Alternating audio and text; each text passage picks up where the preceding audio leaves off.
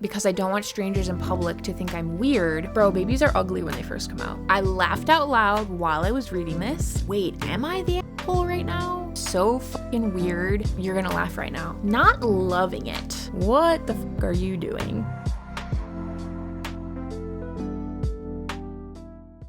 Hi, I'm Sam. There's quite literally no one asking me to do this, but I have recently found a booktuber who I think has very similar taste to me.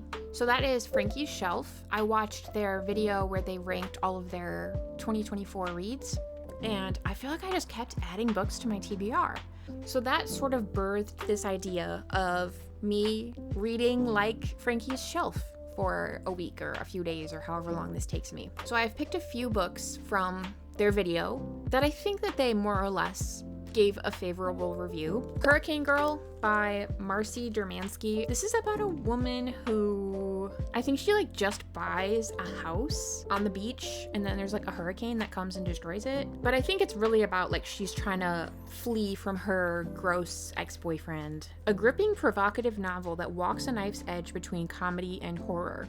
That sounds good to me. I love a crazy, unhinged female narrator doing crazy stuff. So I hope that that's what this is. I hope I like it. And then we have The Night Always Comes by Willy Vlautin. This is about a woman named Lynette who is 30 and she lives with her developmentally disabled older brother and her mom. And they are dirt poor, living in Portland. And they have this plan to buy the house that they're currently renting. But then Lynette comes home from work and her mom has just bought a brand new car, effectively backing out of their deal to buy the house together. So this sends Lynette spiraling, and really this takes place over the course of a single night where she is kind of just going off the deep end, trying to collect as much money as she can so that she can try and basically front the money that her mom is no longer gonna front. The next one is The Mustache by Emmanuel Carrère. This was one that I could not find anywhere, so I ended up just buying a used copy that is still on the way. I think that the basic conceit of this is that a man shaves his mustache and then no one in his life comments on it or notices it, and it drives him crazy. So I love people going crazy. And then the fourth one is Sorry to Disrupt the Peace by Patty Cottrell. This is about a woman who receives a call from her uncle that she doesn't even really know that well, telling her that her brother has ended his own life. And this kind of throws her into a tizzy. She goes to her parents' house and they're kind of just non-reactive and sort of didn't expect her to come. I don't know. Basically, it just seems like there's a lot of bizarro interactions and no one is reacting how they should about the brother having killed himself. I think Frankie said that this narrator was the weirdest narrator they've ever read from the point of view from.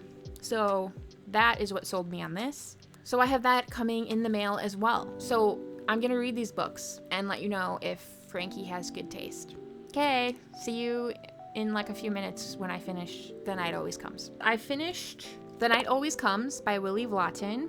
I liked this a lot. I think I liked this as much as I thought I would. Actually, hold on. Let me go grab my reading journal because I made some notes. Okay, so yes, this is a very bleak, harrowing snapshot of life as a poor person in a poor family in Portland. God, that's so much alliteration. Poor person in a poor family in Portland. Okay. Our female main character works 3 jobs for 3 years to raise $80,000 in order to buy the house they're currently renting. But then when her mom backs out, she drives around the city soliciting work and collecting on old debts. Our main character is hellbent on building a better future for herself and her family, particularly her developmentally disabled older brother. Propulsive, gritty, begs to be read in a single sitting. I really liked this, but it was very dialogue heavy. And while this was very propulsive, there were parts where the dialogue kind of bogged it down a little bit. But overall, I really enjoyed this one. I had never heard of this one before, so I'm glad that this was put on my radar. I always like reading about people who are struggling with mental illness, and our main character Lynette definitely struggles with mental illness. It's barely managed, and also there were so many parts where I felt like she was keeping her cool so much better than I would in that situation. There were so many interactions with her mother where I was like, bro, this mom sucks, 100%. But then there were other instances where the mom would say something and you'd be like, oh damn, maybe you are also a complex human being who I can't just say is either 100% good or 100% bad, you know? I think the characters are very well written in this. They feel very complex, very layered. And I think this is good. So we are off to a really good start. So since the other two aren't here, I'm probably gonna start Hurricane Girl. I'll check back with you once I have gotten into this and have some thoughts. Okay, hi, I have finished 2 more books. So I did read and finish Hurricane Girl, and I am happy to report that I f***ing loved this. This was really, really good. I read a lot of the trope of a mentally ill woman just navigating life, and that's kind of the whole conceit. I eat that up, but because I read so much of that, I think it makes it that much harder for the next one I pick up to impress me, because it sort of has to differentiate itself from all of the previous books that I've read about this exact same topic. And I feel like Hurricane Girl does that. I loved reading from the point of view of this character. I thought she was so fucking weird and relatable and funny. I have my reading journal, so I'm gonna read you some thoughts that I wrote down. This was laugh out loud funny. And I think people say that a lot to try to tell you like, this was really funny. But like, no, I laughed out loud while I was reading this. I was reading this partially at work on my lunch break too. And it was so funny that I was laughing in front of strangers while eating by myself, okay? So even like the hurdle of social anxiety that would tell me to stifle my joy and stifle my laughter because I don't want strangers in public to think I'm weird, this book was able to jump over that hurdle and say, I don't care how weird you look. I don't care if you're having tea with the queen, you're gonna laugh right now. And that is what I did. I loved the main character. She was hilarious and unpredictable and lovable, despite not being the best person and making a lot of mistakes. The conversation she and her mom had about babies not being interesting enough to like hang out with or meet until they were at least 6 months old was so fucking funny and honestly so relatable. The baby won't be interesting until he's 6 months. Then I will love and play with the baby. I have told Adam that. Allison nodded. She had heard this before. The baby was currently 5 months old, so that time was coming soon. Or it was also a long time off, depending on your point of view. Allison had never heard another grandparent say something like that about a baby. A timeline for when she would love it. Grandparents were supposed to be crazy about babies from the moment they were born. She could imagine that Adam would be unhappy about this.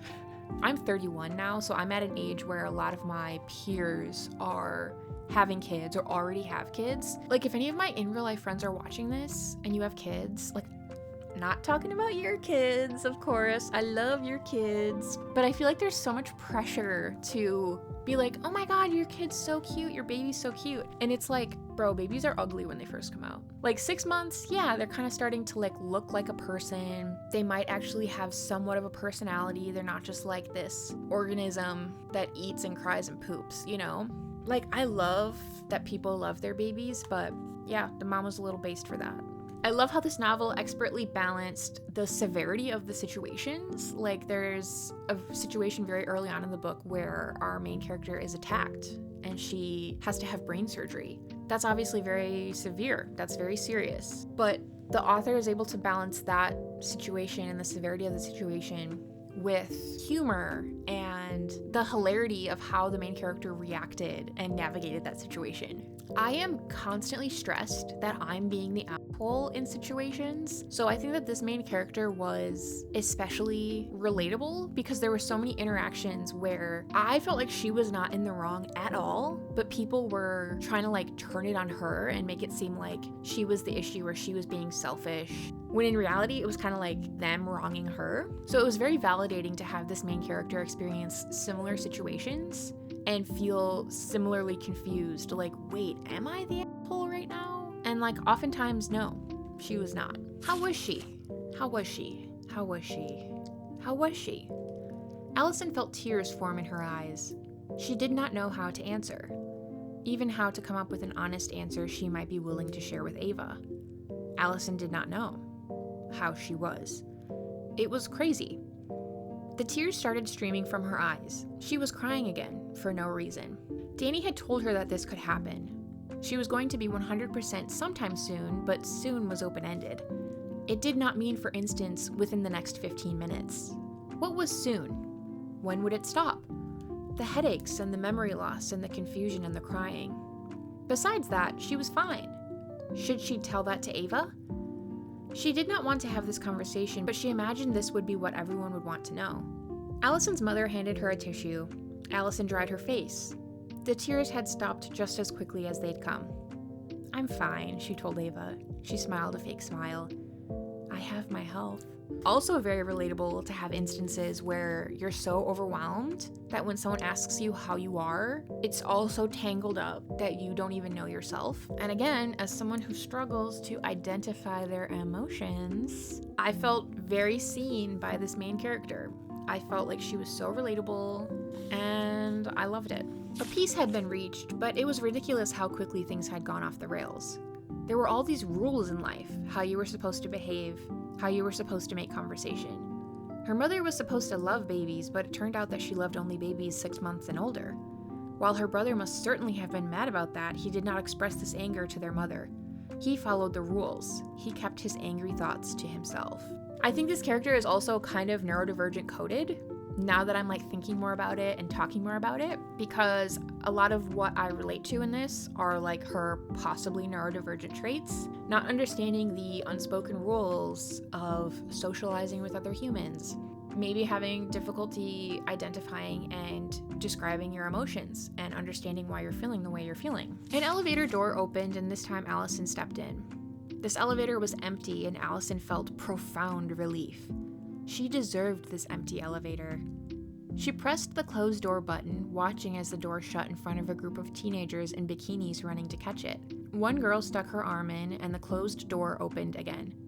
"Didn't you see us?" the girl said. Allison said nothing. It was good that for the most part weapons were hard to obtain. Allison did not believe that these girls deserved to live. I love her so much. I love this book so much. Yes, Frankie, you have great taste. Okay, and then I also read Sorry to Disrupt the Peace by Patrick Cottrell. This one I was really excited to read because Frankie said that it was the weirdest POV that they've ever read. So I listened to this mostly on audiobook, which I think really heightened my experience because the audiobook narrator was fucking amazing.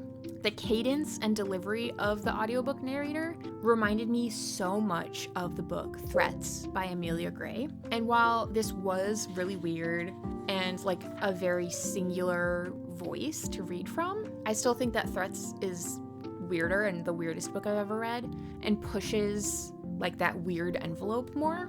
There were moments of this that seemed to sort of dip their toe into being surreal, but then I kind of feel like the author never fully committed. But I'm just a surrealism slut, so I don't think that that's necessarily a bad thing, or I wouldn't deduct from my rating because of that. I just personally would have loved more commitment to the surrealism. At its core, this is really a character study, and I think the fact that the author chose to ground it really solidly in reality almost kind of underscored how unhinged and fucking insane the main character was that much more, because the world and everyone around her was acting normally. So then when she would behave in the way that she behaves, it was girly, what the fuck are you doing? So after reading this, I went on my Goodreads to rate it, and I actually saw that Amelia Gray read and rated this book, and then when I got my physical copy, I saw that she blurbed this book. So I would place money that Patrick Cottrell read Threats by Amelia Gray and was very heavily inspired by that when writing this, because in both cases we're following this really unhinged character as they're navigating grief. And the tone of both of them was so similar in a way that I obviously love. Overall, I thought that this was really funny and entertaining. It explores the aftermath of suicide and the grieving process while also grappling with identity, religious trauma, adoption trauma, mental illness. I do highly recommend listening to the audiobook if you can, because the narrator's delivery is spot on for the stilted, almost detached feeling prose. Over time, I became a genius at being ethical. I discovered that it was my true calling. I made little to no money as a part-time after-school supervisor of troubled young people, with the side work of ordering paper products for the toilets. After my first week, the troubled people gave me a nickname. "Hey, Sister Reliability, what's up? Bum me a cigarette. Suck my dick." They never stopped smoking or saying disgusting things to me. Those troubled young people living and dying in Manhattan, sewer of the earth. I was living and dying right next to them, all the while attempting to maintain an ethical stance as their supervisor. Although some days I will admit it was difficult to tell who was supervising whom. I booked the one-way plane ticket to Milwaukee, then began to compose an email to my supervisor. The subject line was, "A death in the family, not the book." I wrote to him that there had been a death in my adoptive family. My adoptive family was reduced to ashes. "Supervisor, you can't see me now," I typed, "but I'm crying. It's like a sibling Hiroshima. One minute he was there, the next he's a shadow." After I proofread my email for spelling and grammatical errors, I pressed send. Everyone loves to press send, I thought as I pictured the email swooping into my supervisor's inbox. Then I imagined myself swooping confidently into the Midwest, as fierce as a swan, to assist my adoptive parents. Time passed quickly, or maybe it dissolved. Perhaps it shattered. I finished packing my canvas suitcase. I called a car. When tragedies occur, time slows down or speeds up. I could put forth theories about time to entertain myself, most of them superficial. That's the truth. I only knew time existed because as the years went on, my flesh sackened and my muscles ached. It was as if my bones were wearing some kind of flesh moo-moo. Time itself is nothing but a construction to organize and measure flesh decay. So yes, this is a very weird, delulu, unhinged lady, and I think you should read this as well. Okay, so we are 3 for 3, but the last book is The Mustache by Emmanuel Carrère.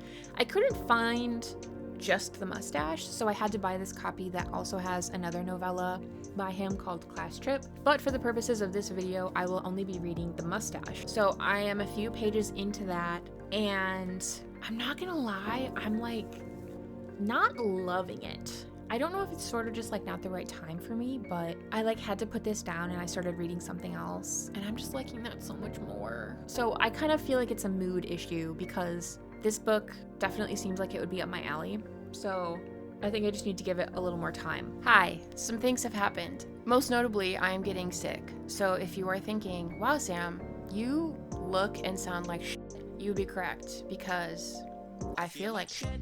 However, I did finish the 4th book for this video.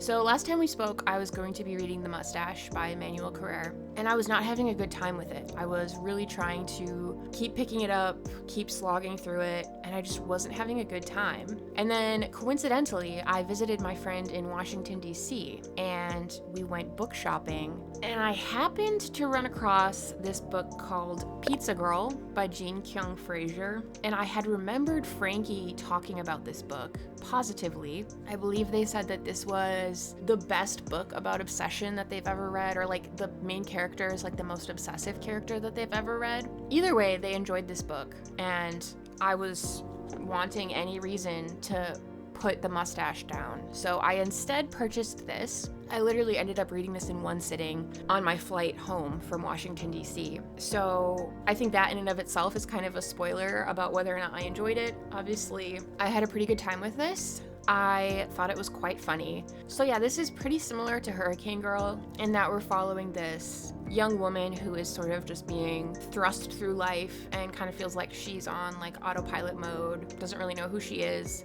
I think what's notable about this book is that the main character is only 18, so that's I think a lot younger than the normal like unhinged weirdo girl lit fic, but I still had a really fun time with this one. So this one is about an 18-year-old woman who is pregnant and working as a pizza delivery girl in suburban LA. She has a really supportive baby daddy, and her mom is very supportive. Her mom is a first-generation Korean immigrant, and her father passed away, and they had a complicated relationship where it's like she loved him because he was her father, but he was a deeply flawed man. He was alcoholic, and a lot of what our main character is grappling with throughout this novel is her worry that she is very similar to her father. She becomes really obsessed with this woman who calls and orders a pizza with pickles on it for her son. And there's just something about this woman that feels very magnetic for our main character. So she sort of begins this like friendship, acquaintanceship with this woman, and on her end she is like extremely obsessed with this woman. I thought this was very funny. It was pretty much what I was expecting, and I would say overall I enjoyed it. Where the fuck did you get a cat? A fat orange tabby lay on my pillow licking itself. His eyes were large and green and watched my every move. I went to the other side of the room to hang up my coat, and his eyes followed me the entire time. I immediately knew we were not going to get along. Super cute, right? Billy flopped on the bed and started rubbing the cat's belly. He stretched and purred, and I swear he smiled. I feel like if he was a human, he'd be chubby, and his clothes would be stylish, redneck chic. A NASCAR dad that also reads The New Yorker. A lover, not a fighter. I reached down and untied the laces on my sneakers, started pacing back and forth along the block. I stared hard at every person I walked past. If they didn't tell me my shoes were untied, I cursed them in my head. F you, how dare you not warn a pregnant woman that she could fall? And if they did tell me my shoes were untied, I cursed them in my head. F you, leave me alone, I can do whatever I want. So overall, I feel like this was a very successful experiment in trying to read like another booktuber that I admire. These ones all really hit, just in different ways. I had a silly, goofy, fun time with all of these, and I do think Frankie has good taste. So this was a lot more successful than I thought it was going to be. I kind of have shied away from doing these types of videos because I'm not good at lying. So if I don't like a book that someone I admire really loves, I'm sorry, I'm just gonna like not be able to lie and say this was amazing. So yeah, I was worried that I was going to do this type of thing and then hurt people's feelings. So yeah, I was a little hesitant going into this, really worried that I wasn't going to like these, but that's what made this that much more satisfying and fun, was that I really did genuinely like these books. So yeah, I guess if you like this video format and there are other booktubers who you think that I would enjoy, let me know. I might try to read like some other booktubers and sort of start like a series of me judging other booktubers' taste. Thank you so much for watching. You can like this video if you want, comment. Again, if there are other booktubers you'd like to see me read their favorite books, let me know. You could subscribe, would love to have you. Thank you so much for being here. Love you guys very much. I'll see you later, and goodbye.